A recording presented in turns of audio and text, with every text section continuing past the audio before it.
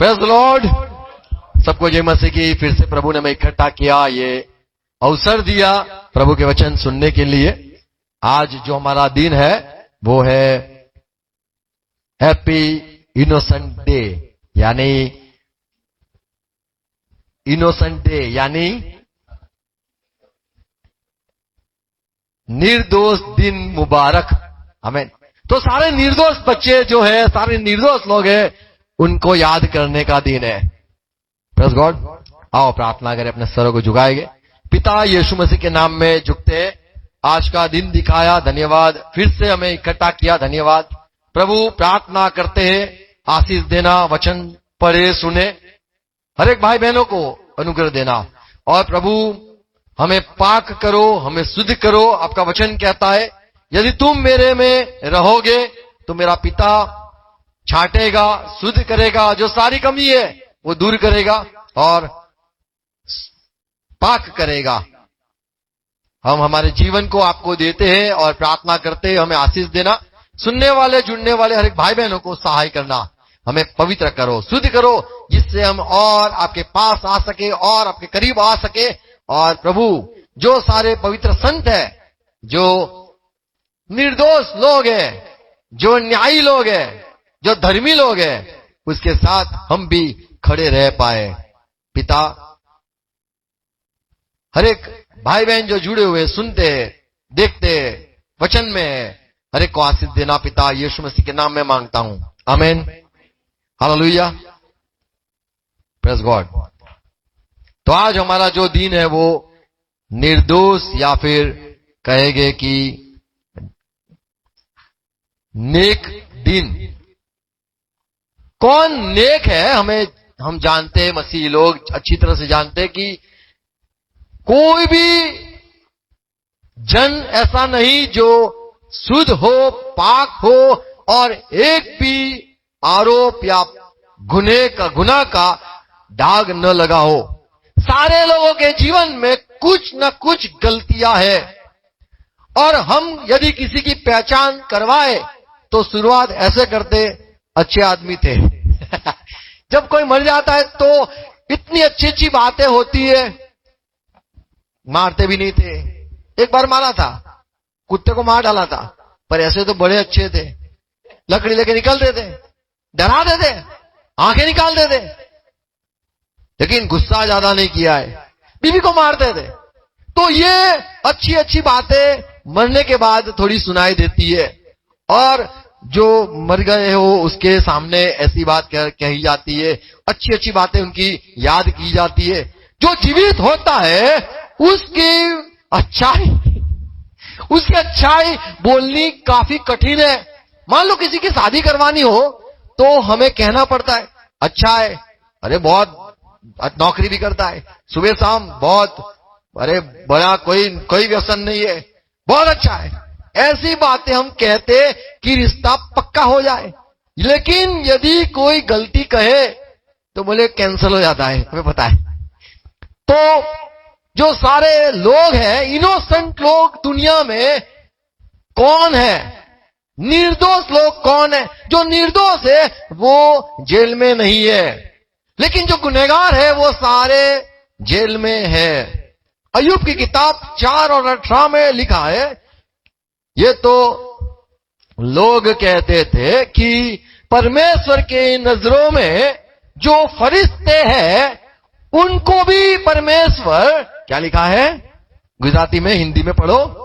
देख वो अपने सेवकों पर वो अपने सेवकों पर भी भरोसा नहीं रखता है, और अपने स्वर्गदूत उनको दोषी ठहराता है। तो परमेश्वर की नजरों में कोई भी सही नहीं, सारे गुनहगार की समान खड़े हैं। इसलिए जब प्रकाशित वाक्य पढ़ते तो सारे लोग घुटनों पे आते, सारे लोग दंडवत प्रणाम करते, सारे लोग उसके सामने चुप हो जाते। सबसे अव्वल, सबसे बड़ा प्रभु, उसके सामने सारी जो चीज है उसकी बनाई, वो भी जब प्रभु ने सारे फरिश्ते बनाए, उसमें हमें पता है हज़ीकेल में 28 में ये लिखा है, कि शैतान के बारे में लिखा है कि उसको भी जो बनाया गया तो वो संपूर्ण था, लेकिन जैसे जैसे समय हुआ ऐसे ऐसे उसमें सारी जो गलतियां दिखाई दी। रोमन की पत्री 3 अध्याय 12 में यदि हम पढ़े, रोमन 3:12, वहां लिखा है सारे लोग भटक गए हैं, सारे निकम्मे हो गए हैं। 12 में क्या लिखा है? सब भटक गए हैं, सब भटक गए हैं, सबके सब निकम्मे बन गए, सबके सब एक भी धरती पे सही नहीं, निकम्मे हो गए हैं। कोई भलाई करने वाला नहीं। कोई भलाई हम करते हैं जब सुंदरता दिखती है, ये सच बात है। जब फायदा होता है तो हम भलाई करेंगे। क्यों निकालेंगे पॉकेट से पैसे? क्योंकि आस पास लड़कियां खड़ी है तो उसको दिखाने के लिए, ले सोनू नोट, चल चल फुट नॉक, जो लोग होते हो लेने के लिए। आप बाग में बैठे नहीं हो, बाग में तो आ ही जाते ऐसे करके डिस्टर्ब करने के लिए। जब झाड़ के पीछे बैठते कपल तो पीछे आ जाते, वो खड़े हो जाते ऐसे ऐसे करके। तो हम बोलते यार बैठ लेने चले, तो उसको दिखाने के लिए 100 की नोट 200 की नोट निकाल के भगाते। तो भलाई का जमाना दिखाई देता है, पर वो कई बार तो यहां पे लिखा है कोई भला करता नहीं है, एक भी नहीं। तो ये जो इनोसेंट कहेंगे, निर्दोष कहेंगे, संसार में कौन है? कौन किसे हम निर्दोष कहेंगे? तो आगे 23 में लिखा है सारे लोगों ने पाप किया है, गुनहगार है, और परमेश्वर के नजरों में और परमेश्वर की दृष्टि में सारे लोग, 23 में लिखा है इसलिए कि सबने पाप किया है, सबने पाप किया है और परमेश्वर की महिमा से रहित है। तो परमेश्वर जिसको देख के चुम ले, जिसको देख के पास आ जाए, जिसको लेके उसके साथ संगति करने लगे, ऐसा एक भी उसको मिला नहीं। और परमेश्वर जिसको निर्दोष कहे, रोमन की पत्री 4, 6, 7, 8 यदि पढ़े, रोमन की पत्री 4 अध्याय में दाऊद यूं कहता है कि धन्य वो आदमी है, धन्य वो इंसान है जिसको परमेश्वर धर्मी गिनेगा। और क्या लिखा है? रोमन 4:6, जिसे परमेश्वर बिना कर्मों के धर्मी ठहराता है, जिसको परमेश्वर धर्मी ठहराता है, उसे दाऊद भी धन्य कहता है। उसे तो दाऊद भी धन्य कहता है कि धन्य वे हैं, धन्य कौन है? जिनके अधर्म क्षमा हुए, जिनके अधर्म पूरी तरह से क्षमा हुए। आज का कई पाप को क्षमा किए जाते हैं और परमेश्वर क्षमा जब करता है, लेकिन लोग कहते एक नंबर का झूठा है, एक नंबर का चीटर है, एक नंबर का बेकार आदमी है, एक नंबर का ये वो लोग कहते हैं। परमेश्वर के द्वारा जिसने माफी पाई है ऐसा जब लगता है, लेकिन लोग तो देखते हैं कि ये अब तक गुनहगार है। पर सच्चा जो मसीही है या जिसकी पूरी क्षमा, पाप को क्षमा किया जाता है, तो सारे लोगों जो देखने वाले हैं, वो शायद दुष्ट आत्मा भी क्यों न हो, वो भी उसको सही ही देखते हैं, कोई भी गलती देख नहीं सकते हैं। जब परमेश्वर किसको क्षमा करता है तो इंसान भी देखता है कि ये एक भी गलती नहीं है। देखो ये सच्चाई है। आप जब पास्टर को मिलेंगे, आप जब फादर को मिलेंगे, आप कभी साधु को मिलेंगे, तो आपको एक ही ख्याल आएगा, ये मारेगा नहीं, इसके पास जाने दो, ये डांटेगा नहीं, इसके पास जाने दो। परमेश्वर यीशु ने अपने चेलों को यूं कहा, मैं तुम्हें भेड़ियों में भेजता हूं। एक भेड़ की समान, एक घेटा की समान। हिंदी में घेटा कहते क्या? भेड़ कहते। भेड़ तब समान भेजता हूं। और क्रिश्चियन जो लोग हैं उनसे लोगों को बिल्कुल डर लगता ही नहीं। सुनो, क्रिश्चियन रहने वाले हो, कोई बात नहीं, आओ, वो तो मारेगा नहीं, क्रिश्चियन नहीं मारेगा, क्रिश्चियन गाली नहीं बोलेगा। क्रिश्चियन सुनते ही लोगों के सोच, लोगों यही मानते कि इनको तो तमाचे मारोगे, वो नहीं बोलेगा, वो नहीं मारेगा, दारू पी के पड़ा रहेगा, वो ऊं भी नहीं करेगा, चू भी नहीं करेगा। तो एक छवि या एक सोच नहीं, इमेज, एक गुजराती हो गई है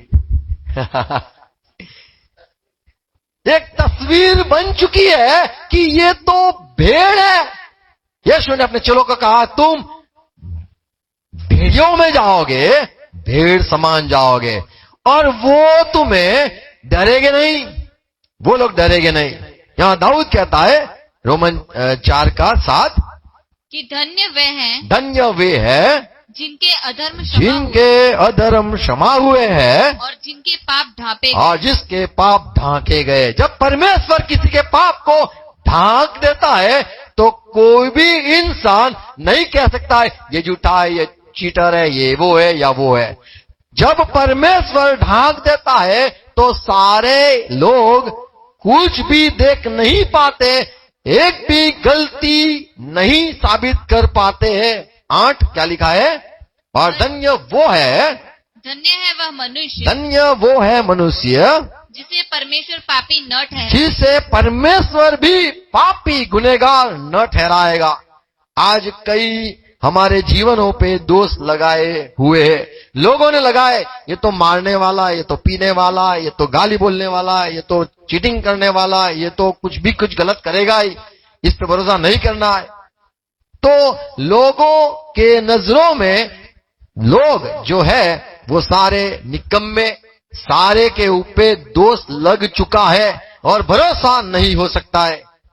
और जो लोग दोषित है, जिसके ऊपर अपराधी का टाइटल लगाया है, वो सारे को एक समय में उनको भी न्याय होगा। जिस पे भी आरोप, थोड़ा आरोप भी हो कि इसने इसको लेके गया तो यह आरोप हो गया, इसने इसको मारा तो वो आरोप हो गया। आरोप लगाया जाता है तो उसको कटघरे में खड़ा किया जाता है। जो निर्दोष होता है वही हम जानते हैं कि वो परमेश्वर के राज्य में आराम से जा सकेगा, क्योंकि उसके जीवन में पाप नहीं है। परमेश्वर, यीशु ने भी लूका सुसमाचार 10 और 3 में पढ़ो तो यीशु ने अपने जो चेले थे, ये वापस लूका सुसमाचार आया 10वां अध्याय, इसमें 3 में लिखा है, जाओ मैं तुम्हें भेड़ियों में एक भेड़ समान भेजता हूं।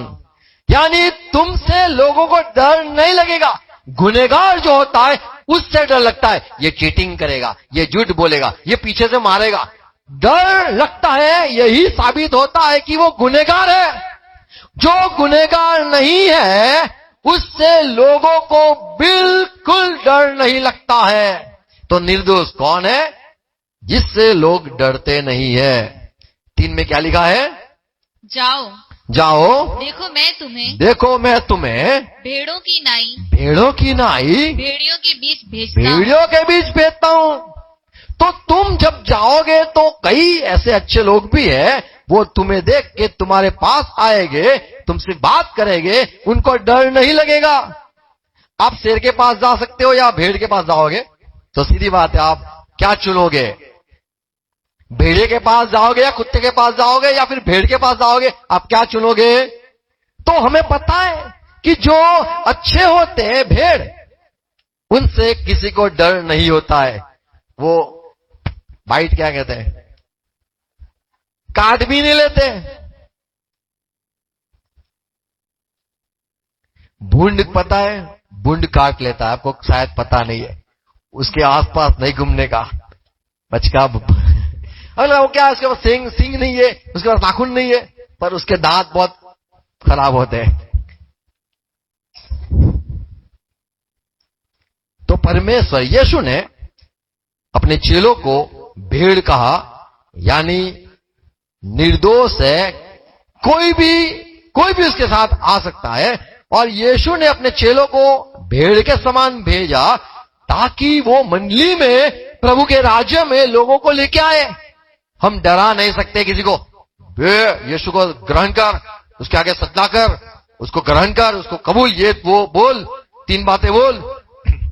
तो ऐसा कुछ होता नहीं है, लोग डरते नहीं है। मसीह को छोड़ने में नहीं डरते हैं और मसीह के पास आने में भी नहीं डरते। चर्च में जाने से भी डर नहीं लगता है, चर्च को छोड़ने से भी डर नहीं लगता है। लेकिन यदि आप कोई दूसरे धर्म में हो तो छोड़ देते हो तो पूरा संसार तुम्हें छोड़ देता है और तुम्हें डर लगता है। तो प्रभु ने अपने चेलों से ये उम्मीद रखी कि ये चेले ये निर्दोष पहले हो जाए, जिससे उनके द्वारा सेवकाई हो सके। जो निकम्मे होते, अपराधी होते, गुनहगार होते, उनसे कोई भी उम्मीद नहीं रखता है और न उसका कभी इस्तेमाल हो सकता है। तो इस्तेमाल उनका होता है जो निर्दोष होता है, उसके भरोसा होता है, उसको सेवकाई में लेके आ सकते हैं। और आप यदि मदद करोगे तो आप उनकी ही मदद करोगे जो निर्दोष है। निर्गमन 23 और 7 यदि पढ़े, क्या लिखा है? झूठे मुकदमे से दूर रहना, झूठे मुकदमे से दूर रहना और निर्दोष और धर्मी को घात न करना। और जो निर्दोष है उसको, और धर्मी है उसका घात मत करना। जो निर्दोष है, जो मार नहीं सकता है और जिसने गुनाह किया ही नहीं है, उसके खिलाफ जाने से बर्बादी आती है।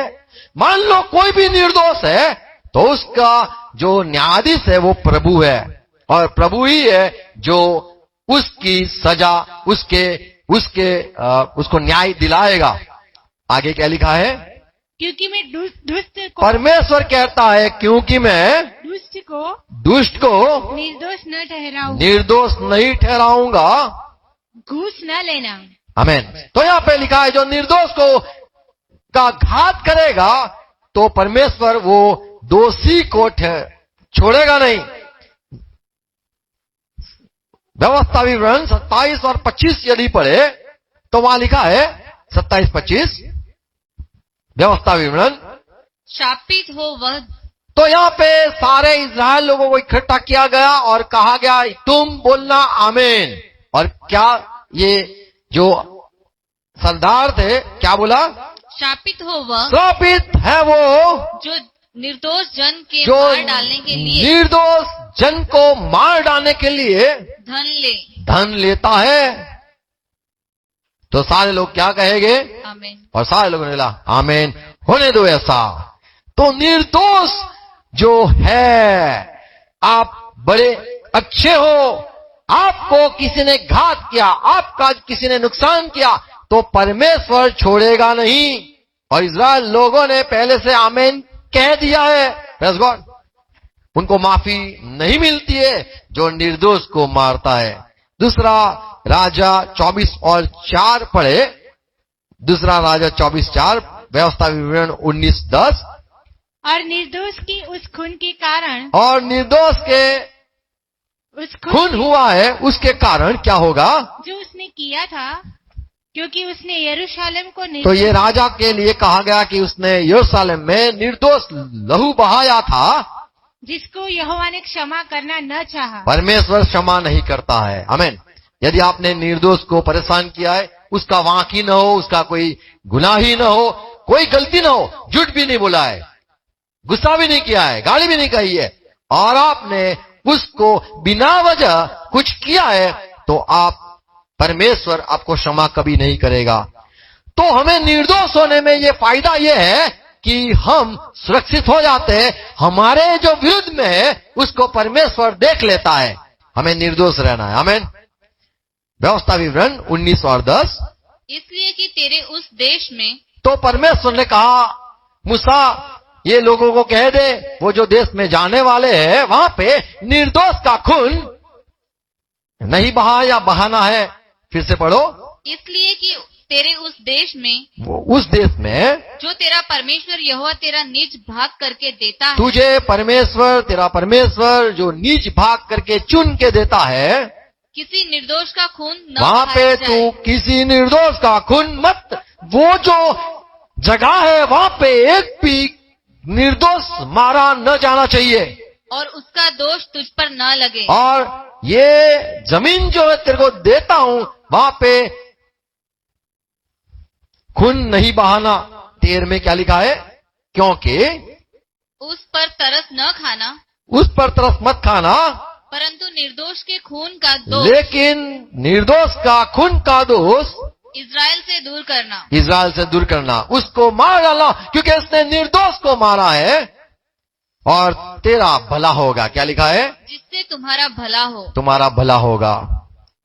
तो जो निर्दोष होता है उसके कभी भी इनकार नहीं करना, उसके कभी भी खिलाफ बात नहीं करना और उससे कभी गुस्सा मत करना। हमें पता है काइन के बारे में, उसने खून किया एक निर्दोष का। उसने हाबेल अपने भाई, वो भाई ने काइन से कंपटीशन नहीं करी, या काइन को चिढ़ाया नहीं, या काइन को देख के उसका जब अर्पण स्वीकार न हुआ तो गुस्सा मस्करी कुछ नहीं किया। हाबेल अच्छी तरह से रहता था और काइन ने उसको मार दिया बिना वजह। साउल को भी हमें पता है, साउल ने, दाऊद ने एक फलिस्ती को मारा और साउल ने उसका द्वेष किया और उसकी अदेखाई की। तो ये गलत बात है, एक निर्दोष पे गलत बातें कहना। परमेश्वर छोड़ता नहीं है। 1 शमूएल 19:5 में लिखा है, 1 शमूएल 19:5, उसने अपने प्राण पर खेलकर उस फलिस्ती को मार डाला। तो ये दाऊद ने अपने प्राण को भी प्यारा न माना और फलिस्ती को मार दिया। और यहोवा ने समस्त इज़राइल और यहोवा ने समस्त इज़राइल में बड़ी जय कराई। बड़ी जय कराई। और ये साउल ने देखा। इस देखकर तू आनंदित हुआ था और तू दाऊद को अकारण मारकर अभी तू दाऊद को मारने के लिए अकारण मार रहा है। निर्दोष के खून का निर्दोष का खून का पापी क्यों बने? क्यों पापी बनता है?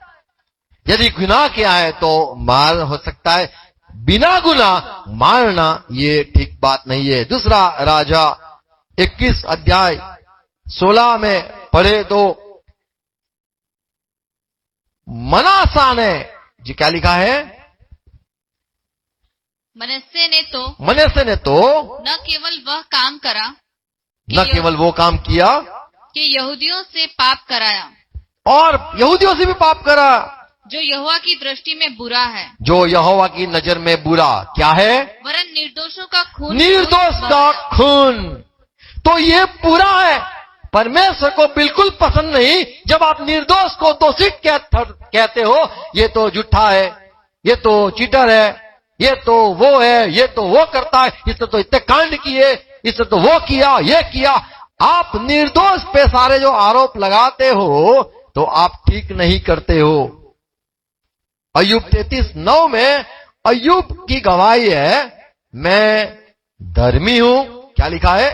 अय्यूब 33:9, मैं तो पवित्र और निरपराध और मैं निरपराधी हूं और निष्कलंक हूँ। और निष्कलंक हूं।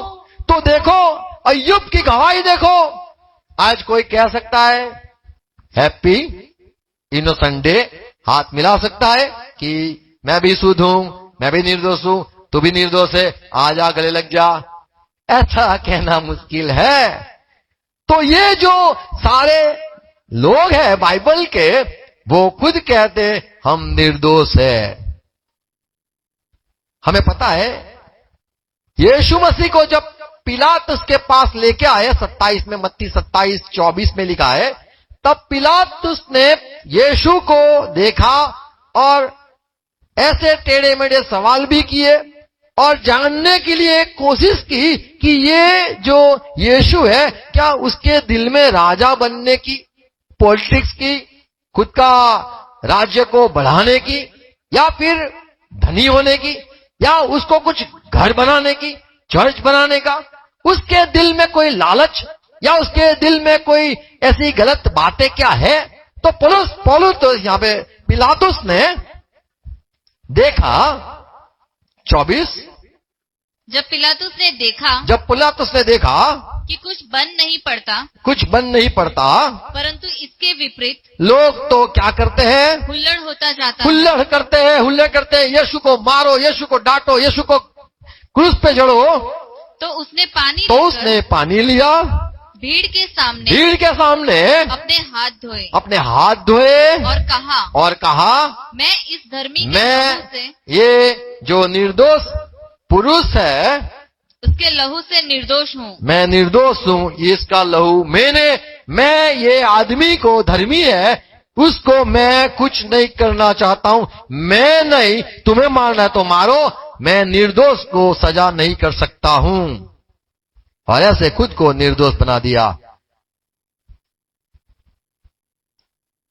यूना की किताब यदि पढ़े 1:14 में, तब परमेश्वर ने ये यूना को कहा कि जब यूना परमेश्वर की बात न सुनी और दूर चला गया, निनवे के बजाय वो तारसीस चला गया। 14 में क्या लिखा है? तब उन्होंने यहोवा की, ये सारे लोगों ने देखा कि यहाँ पे कुछ गलत हो गया है, यहाँ पे कोई हमारे जहाज में कोई ऐसा आदमी बैठ गया है जिसके कारण यहाँ पे तूफान हो गया है, हल्ला हो गया है। तब सब लोग देखते थे कि किसके लिए ये हुआ है। हम अच्छी तरह से जाते थे मुसाफरी में, ये हुआ क्यों? और उन लोगों ने चिट्ठी डाली और यूना की चिट्ठी निकली और यूना से पूछा कि यूना तू कहां से आ रहा है? तूने कुछ गलती करी क्या? इसके लिए हम भी फंसे हैं। तब यूना ने विनती करी, तब उन्होंने यहोवा को पुकार कर कहा, और ये सारे लोगों ने कहा, यहोवा, हे यहोवा, हम विनती करते हैं कि इस पुरुष के, ये जो सोया हुआ ये यूना जो है, उसके प्राण के बदले उसको हम डालते हैं, समुद्र में डाल देते हैं। किसने कहा मुझे डाल दो समुद्र में? तो तुम्हारा जो गुस्सा, परमेश्वर का गुस्सा जो मुझ पर है, वो शांत हो जाएगा, मुझे डाल दो। और लोगों ने कहा यदि हम ये आदमी को डालते हैं तो परमेश्वर, उसका दोष हमें मत लगाना। फिर से पढ़ो वो प्रभु, कि इस पुरुष के प्राण के बदले परमेश्वर यहोवा हमारा नाश मत होने देना, और न हमें निर्दोष की हत्या का, और ये निर्दोष की हत्या का दोष हमारे पे लगे नहीं, दोषी ठहरा, हमें बचा लेना, हम निर्दोष है। इसने कहा मुझे मारो, इसने कहा मुझे डालो, इसीलिए करते हम निर्दोष। तो यहाँ पे देखते ऐसे भी लोग होते जो निर्दोष रहना चाहते हैं। मुझे तेरे साथ पाप नहीं करना है, मेरे तेरे साथ रहना नहीं है, मेरा जीवन नहीं बिगड़ना है, मेरे को गलत नहीं होना है, तेरे साथ जुड़ते हुए मुझे भी लोग यही पहचानेंगे। तो यहाँ पे लोग दूर होते। पौलुस भी कहता है प्रेरितों के काम 20 और 26 में पौलुस कहता है, मैंने सुसमाचार तुम्हें दिया और अब मैं निर्दोष हूं, क्योंकि परमेश्वर यदि एक दिन में मुझे शायद पूछे कि तूने वहां पे सुसमाचार दिया था और ये लोग सारे आए हैं और ये लोग तो अभी इनको मेरे को अंदर लेना है, नहीं लेना है, तो पौलुस कहता है कि मैं तुम्हारे खून हो जाए, तुम्हारा नुकसान हो जाए, तुम बर्बाद हो जाओ, तुम मर जाओ, तो मुझे मत कहना, क्योंकि मैं निर्दोष हूं। मैंने तुम्हारे साथ परमेश्वर की सारी बातें समझाई है। इसलिए मैं आज के दिन, तो ये आज के दिन तुमसे गवाही देकर कहता हूँ, मैं गवाही देकर कहता हूँ कि मैं सबके लहू से निर्दोष हूँ। मैं सबके लहू, कोई भी मर गया तो मुझे मत दोषी ठहराना। तो आज हमें भी हमारे कारण कोई मरना नहीं चाहिए, हमारे वजह से किसी का नुकसान न होना चाहिए। हमें निर्दोष रहना है, हमें निर्दोष रहना है। प्रभु ने हमारे पापों को क्षमा किया, हम निर्दोष हो गए हैं और एक दोष हम पर न लगे, इसलिए हमें संभालना है। आमीन। जब कोई मसीह में आता है तो उसको ऐसा लगता है मेरे को सारा बोझ चला गया, मैं पापी नहीं रहा हूं, मेरी सारी पुरानी बातें चली गई है, अब मुझे तो अच्छा लगता है। पर जीवन में, ये संसार में शायद हम लोगों के शिकार हो जाए, लोग हमें गलत गालियां बोले, लोग हमारे खिलाफ हो जाए, और ऐसा न हो कि हमें लोग दोषी ठहराए।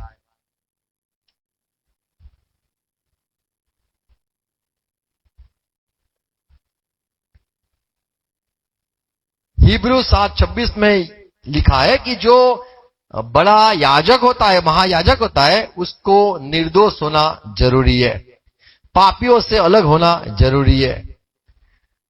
यदि तुम्हें सेवा करनी है तो निर्दोष, पहली बात है, निर्दोष न होगे तो तुम सेवा न कर पाओगे। तुम्हारी बात कोई नहीं सुनेगा, चाहे तुम चमत्कार करने वाले हो, चाहे तुम मुर्दों को जिंदा कर सको, चाहे तुम अन्य भाषा बोल लो, चाहे तुम्हारे पास बहुत सारा धन हो, लोगों को बांट दो, लेकिन परमेश्वर के सेवकाई में तुम्हारा कभी इस्तेमाल नहीं हो सकता है। एक साफ बात ऐसी तो लिखी है तीतस में, तिमोथी में, कई जगह पे, पहला तिमोथी 3:2, तीतस 1:6, तीतस 1:7, यहां सारी बातों में लिखा है कि जो सेवक होता है उसको निर्दोष होना जरूरी है। पौलुस कहता है, पहला दूसरा कोरिन्थी 10वां अध्याय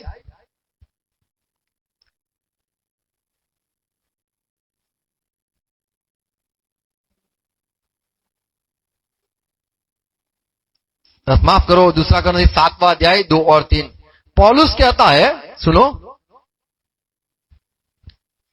हमें अपने हृदय में, हमें हमारे हृदय में जगह देना।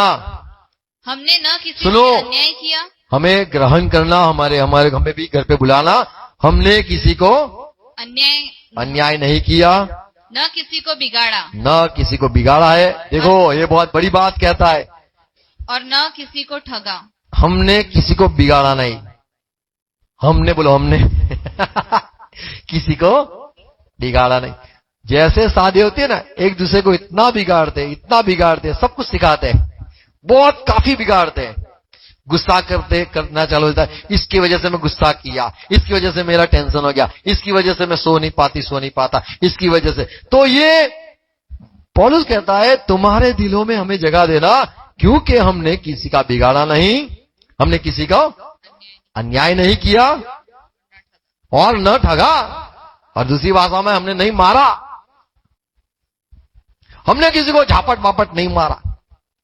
तो दिल में जगह देना, यदि हम तुम्हारे जीवन में आ जाए, यदि तुम हमें स्वीकारो, तो हम ये नहीं करेंगे, हम तुम्हारा गलत इस्तेमाल नहीं करेंगे, नहीं हम, आप हमारे जीवन से आपको कोई नुकसान होगा, न हम आपको कभी भी धोखा देंगे। 3 में क्या लिखा है? मैं तुम्हें दोषी ठहराने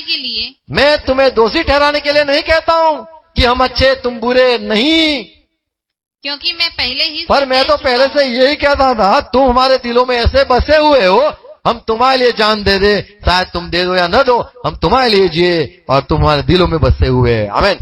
तो पौलुस दोष नहीं लगाता। जब हम कहते हैं हम अच्छे हैं तो सामने वाला बुरा है, ऐसा नहीं, पर उसको हम सिखाते, समझाते कि देखो हम अच्छे हैं और हम अच्छे ही रह गए, डरने की जरूरत नहीं है। दूसरा शमूएल 12वां अध्याय 2 से 5 पढ़ो तो शमूएल नबी यूं कहता है कि मैं आज परमेश्वर यहोवा के आगे और ये जो खड़ा साउल है, ये अभिषेक के आगे मैं एक गवाही देना चाहता हूं। मैंने किसी का बेल नहीं लिया है, मैंने किसी का गधा भी चुरा नहीं लिया है। ये साउल को पूछो, साउल का गधा खो गया था, मैंने छुपाया नहीं था। तो मैं निर्दोष हूं, मैंने किसी का अन्याय नहीं किया है, मैंने किसी को धोखा नहीं दिया है, मैंने किसी का विरोध नहीं किया है, और मैंने किसी की लांच भी नहीं ली है। यदि ऐसा हो तो मैं उसको दे दूंगा। क्या लिखा है? 3 में क्या लिखा है? परंतु निर्धन के पास भेड़ की एक छोटी बच्ची को छोड़ और कुछ भी न था। 12वां अध्याय पहला शमूएल 12:3। मैं गवाही देता हूं, 12:3, मैं उपस्थित हूँ, मैं यहाँ पे उपस्थित हूं, शमूएल कहता है, इसलिए तुम यहोवा के सामने और उसके अभिषेक के सामने इसीलिए तुम यहोवा के सामने और अभिषेक के सामने मुझ पर साक्षी दो तुम मेरे विरुद्ध में है या फिर सामने कुछ है तो साक्षी दो कि मैंने किसका बेल मैं ले कहता लिया, हूं मैंने किसी का बेल नहीं लिया है, या किसका गधा ले लिया, किसी का गधा भी नहीं लिया है, या किस पर अंधेरा किया, या ना किसी का अंधेर किया, अंधेर किया, या किसको पीसा, या किसी को पीसा, या किसके हाथ से अपनी आंखें बंद करके या किसी के हाथ से आंखें बंद करके चुरा कर बंद करने के लिए घूस लिया, घूस ली हो, बताओ, तो ये बताओ। और मैं वह तुमको फेर दूंगा। और यदि तुम बोलो तो देख लो, मेरे घर पे आके मैं उसको दे दूंगा। 4 में क्या लिखा है? वे बोले, और ये सब बोले, तूने न तो तूने ये सब हम पर अंधेर किया, हम पे अंधेर नहीं किया, न हमें पीसा, न हमें पिसा, और न किसी के हाथ से कुछ और न लिया, किसी के हाथ से कुछ लिया है। तो हाथ से, आज तो हाथ से लेते ना, गूगल पे आ गया है, तो नहीं लिया है, नहीं लिया है, ये गवाही देते हैं। Praise God. लोगों ने कहा ये निर्दोष है। कौन? शमूएल, आप निर्दोष हो। Praise God. तो क्या हमारे विषय में कोई कह सकता है ये घूस नहीं लेता है, ये नहीं करेगा, ये यूं नहीं करेगा, ये यूं नहीं करेगा, ये यूं नहीं करेगा? और 5 में क्या लिखा है?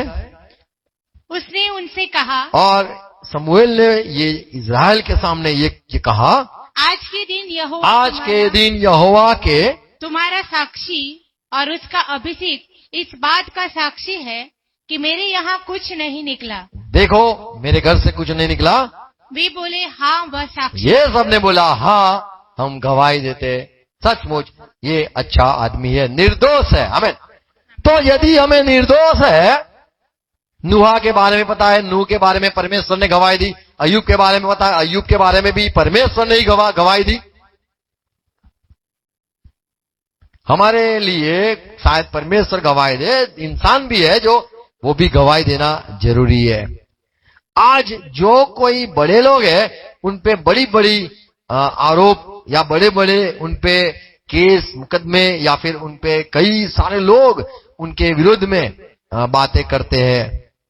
आज हम जो है मसीह के लोग, हमारे जीवन में कोई भी आरोप होना नहीं चाहिए। हमारी बीबी की ओर से, हमारे बच्चों की ओर से, हमारे माँ बाप की ओर से कोई भी शिकायत न होनी चाहिए। तब भी हम कह सकते हैं हम निर्दोष है। और यदि निर्दोष है तो हमें जब स्वर्ग में जाएंगे तो कोई यूं नहीं कहेगा इसको बाहर निकालो, इसने मेरा गधा लिया है, इसको बाहर निकालो, इसने रिश्वत ली है, ये छोटा भी बात, रिश्वत भी इसने ली है, इसको निकालो बाहर। हम मैं नहीं खाऊंगा, नहीं खाने दूंगा, आपने सुना होगा। तो मैं नहीं जाऊंगा स्वर्ग में, कोई बात नहीं, इसको तो मैं जाने नहीं दूंगा, सब आ जाए, बाहर आओ, इसको बाहर निकालो, इसने भी ये किया है, इसको बाहर निकालो। वो अंदर क्या कर रहा है, नाटक क्यों है, हालेलुया करता है, उसको बाहर निकालो, बाहर निकालो, उस झूठ बुलाए, निकालो उसको। तो स्वर्ग में जाने के लिए निर्दोष होना बड़ी जरूरी बात है। आमीन। तो यह सच्चाई है, हमें सुनना है और हमारे जीवन में कोई भी आरोप होने ना चाहिए। आमीन। प्रभु आपको आशीष दे, सहाय करे समझने के लिए। God bless you. आओ प्रार्थना करें। धन्यवाद। पिता यीशु मसीह के नाम में धन्यवाद करते हैं। यीशु के लहू के द्वारा हम निर्दोष, और आपका वचन कहता है यीशु जब आए तो तुम्हारा आत्मा, प्राण, शरीर निर्दोष पाया जाए। जिसके सम्मुख जब खड़े रहो तो निर्दोष रहो। हाँ प्रभु, ये बात हमने सुनी। लोग कोई भी हमारे पे आरोप न रखे, ऐसा जीवन होने दो। संतों का जीवन निर्दोष था, बच्चों का जीवन भी निर्दोष होता है। जो अनजान होते, अज्ञान होते, उसे भी निर्दोष कहा जाता है। प्रभु हम ज्ञानी है, समझदार है, यूं कह के भी प्रभु हम पाप कर देते हैं। जो इंसान नहीं जानता है उसे निर्दोष माना जाता है। प्रभु आपका ज्ञान दिया, धन्यवाद, समझ दी, धन्यवाद। प्रभु ये सारी बातें सुनी है, हमारे दिलों में प्रभु काम हो। और प्रभु हम कोई भी अपराधी के साथ हम जुड़े नहीं, हम अलग रहे, आपके साथ रहे, आपके साथ चले, आपके पीछे चले। संसार में आप हमारा इस्तेमाल करो, जिससे लोग गवाही दे। हमारे पास आने से डरे नहीं, हमारे पास आने से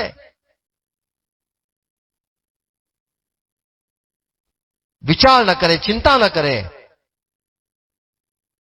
और आपकी बात सुने। प्रभु आपके राज्य में ले जाने के लिए हमारा इस्तेमाल करो। फिर से धन्यवाद प्रभु, ये सारी बातें समझाई सिखाई, इसीलिए ये बोई जाए 100 गुना फल ला पाए, हर एक को आशीष मिले यीशु मसीह के नाम में, आमीन। आओ प्रभु इसका ही प्रार्थना साथ में करेंगे। हे हमारे पिता, तू जो स्वर्ग में है, तेरा नाम पाक माना जाए, तेरा राज्य आए, तेरी इच्छा जैसे स्वर्ग में पूरी होती है ऐसे ही धरती पे पूरी हो जाए। हमारे दिन भर की रोटी रोज हमें देना, और हमें हर प्रकार हमारे अपराधियों को क्षमा करते हैं किया है, वैसे तू भी हमारे अपराधों को क्षमा करना, और हमें परीक्षा में न आने देना, परंतु बुराई से बचा लेना, क्योंकि राज्य पराक्रम और महिमा सदा आपके ही है, आमीन। परमेश्वर पिता का प्यार, यीशु मसीह का अनुग्रह और पवित्र आत्मा की संगति हमारे साथ रहे, और जो विश्व में प्रभु के साथ जुड़े प्यार में है, मसीह में है, हर एक का भला हो यीशु मसीह के नाम में, आमीन। Praise God, thank you, God bless you, praise God.